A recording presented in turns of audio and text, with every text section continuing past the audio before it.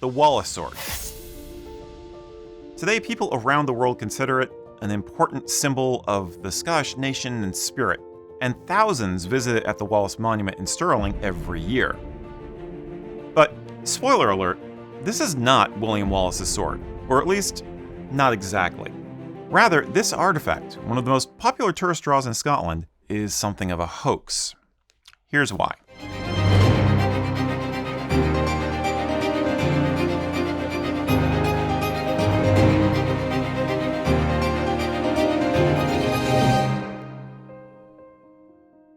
To set the stage, let me introduce you to a little thing known as the Ship of Theseus. According to Greek myth, Theseus, the founder king of Athens, rescued the children of Athens from King Minos of Crete by slaying the Minotaur. He then escaped on a ship going to Delos. For hundreds of years, the Athenians annually commemorated the rescue by sailing that very same ship to Delos and back. But as the years wore on, the ship began to fall apart. Naturally, the Athenians replaced the broken bits as they needed to, but after several centuries of doing this, some people started asking, if each individual part of the ship of Theseus has been replaced one at a time, is this thing still the same ship? Basically, the Ship of Theseus is a thought experiment about whether an object which has had all of its original parts replaced remains the same object. You can apply it to a lot of things, even people's identities.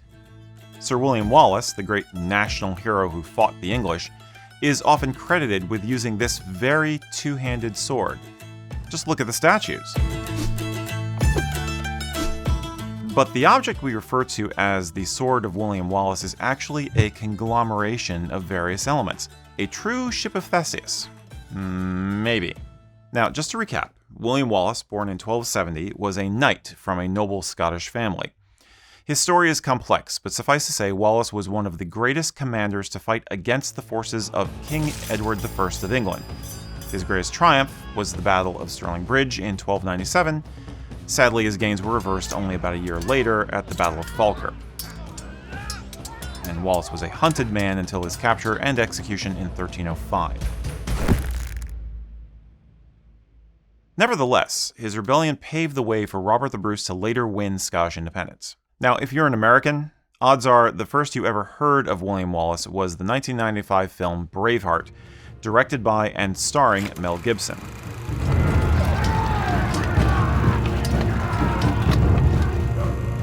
This is not an accurate historical film. But it cemented an icon of Wallace, as a somewhat barbarous Highlander, in fact, wearing a kilt, which they didn't wear in the 13th century, painted with woad, which had not been worn for at least 500 years, and brandishing a mighty claymore. It's pretty epic to look at, but it is not the truth. Did Mel invent this persona whole cloth? No. If anything, he took the idea which had been promulgated in the 19th century and quite literally ran with it. The movie is just the latest example of the sword of the mighty Wallace as a symbol. So, what sort of sword would the real William Wallace have used? Good question. There's a very small chance that Wallace might have used a large two-handed sword known as a longsword, a hand and a half, or bastard sword. This style, by the way, was the basis for the weapons in the Lord of the Rings movies. Such weapons start to appear in illustrations of the late 13th century, but again, it's highly unlikely that Wallace had one. Rather, as a knight, he would probably have been trained to use a single-handed sword with a shield, a fighting style suitable for both on foot or on horseback. The weapon would be what's vaguely referred to as a knightly sword or an arming sword. This weapon was usually about 30 inches long and weighed around 2 to 2.5 pounds. It was the descendant directly of the Viking sword. Wallace may even have wielded a falchion, a sort of arming sword and machete hybrid, which was quite popular at the time for breaking opponents' shields and skulls. Now compare this to the artifact at Stirling. That sword looks, for all intents and purposes, like a claymore. Claymore being Gaelic for greatsword, by the way. Claymores were very popular in the Highlands in the 16th and 17th centuries. They most likely had their origins in German designs of the 16th century, which the Highlanders decided were practical for inter-clan warfare. In the 16th century, such Zweihanders, or two-handers, were used against cavalry, and more importantly, by specially trained foot soldiers to break apart pike squares, by literally breaking the hafts of the pikes. Extremely risky business. In Wallace's time, these weapons had not yet developed because the tactics and scenarios that called for them did not exist. So let's look at our Theseus sword specifically.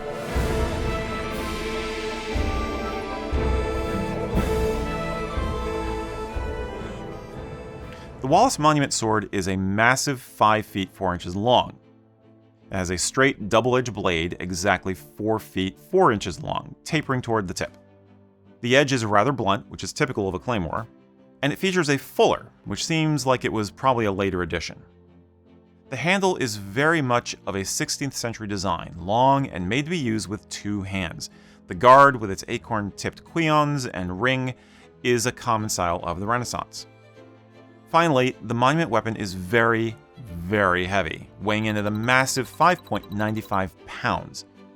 Important note, many modern people, and by that I mean anyone living from, say, the year 1800 onwards, often imagine ancient weapons as being huge and heavy.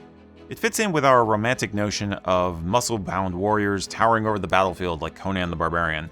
The fact is that most functional swords throughout history have not weighed much more than a couple of pounds.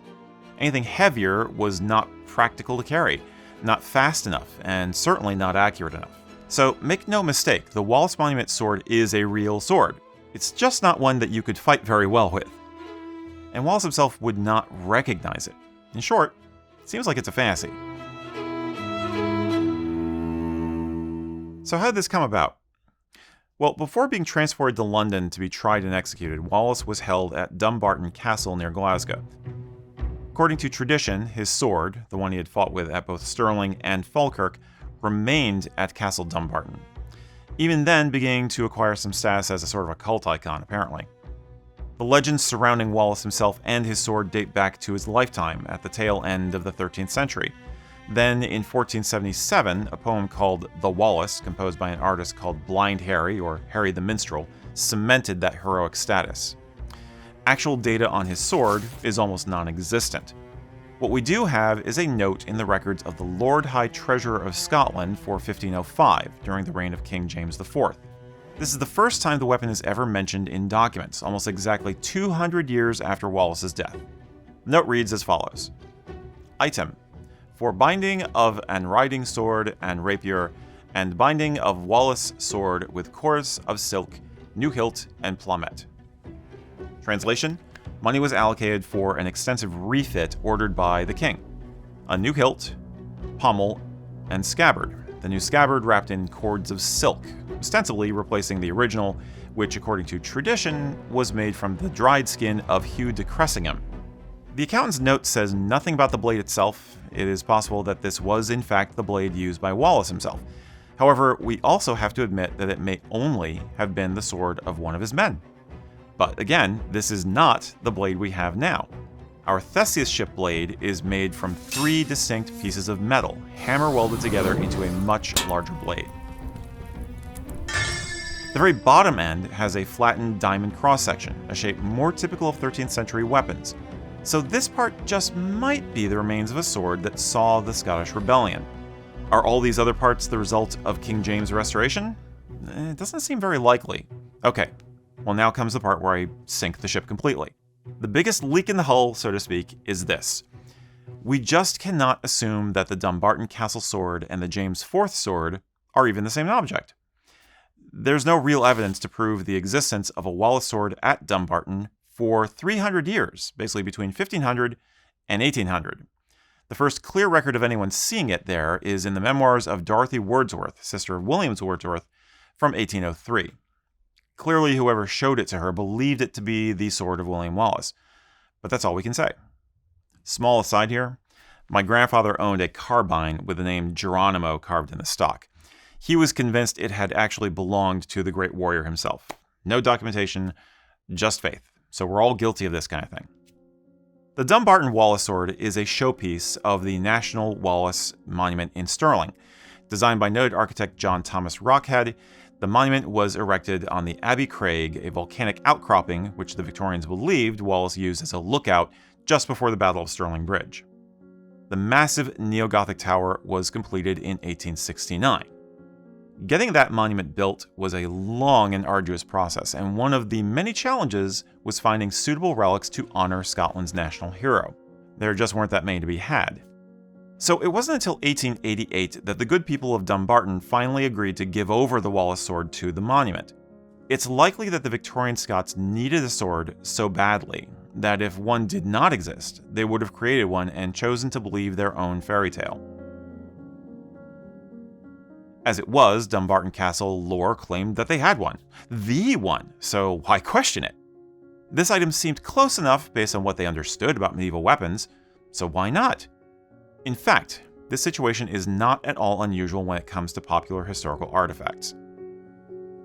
Fast forward to today, and we have a former president of the Society of Antiquaries of Scotland, Dr. David Caldwell, among those who feel this is exactly what happened, stating flatly that the sword had nothing to do with William Wallace.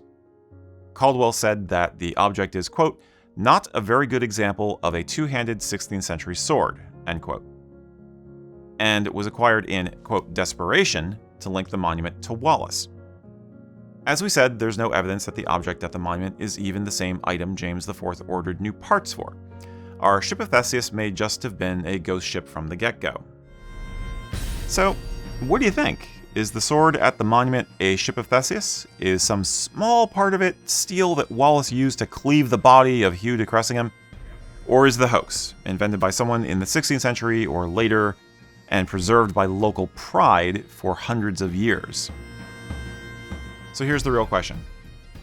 Does it matter? Well, I myself do feel that one small part of the blade is a relic of the rebellion, a remnant of an object someone decided had belonged to Wallace, whether it had or not.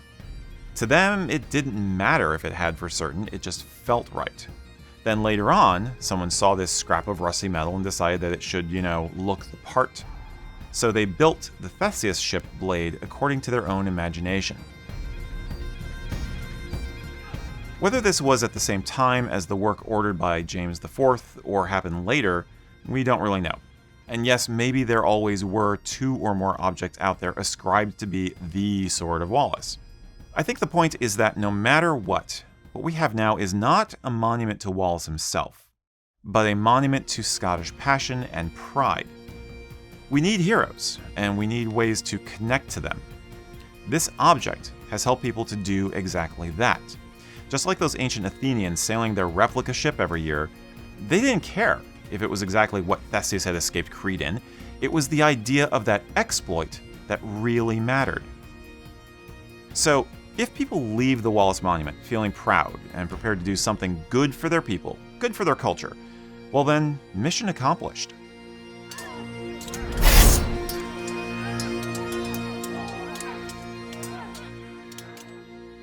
Thank you for joining me on this journey. If you'd like to learn more about the Wallace Monument and other Scottish historical interests, please check out the links in the description below. And of course, we'd encourage you to watch our other videos on Scottish history. Have a good day.